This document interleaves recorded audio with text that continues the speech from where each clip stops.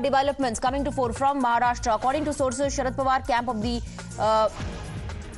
has approached former Maharashtra CM and Congress leader Prithviraj Chavan to contest from Satara seat. This is what our sources are telling us, that NCP Sharad Pawar faction is not getting a good candidate to contest from Satara, and that's why they have approached Prithviraj Chavan. We have Arunil getting us more details on that. Has Mr. Prithviraj Chavan agreed to this, that NCP SP is not getting a good candidate in Satara, so they want him to contest?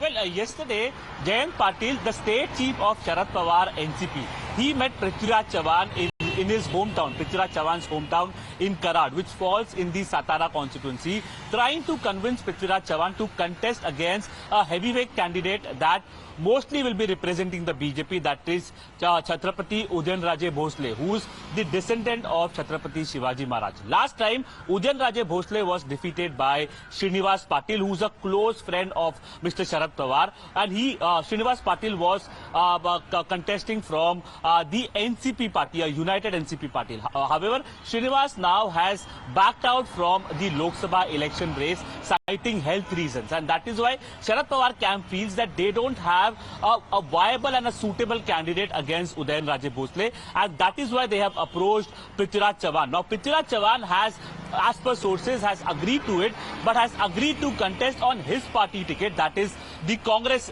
ticket.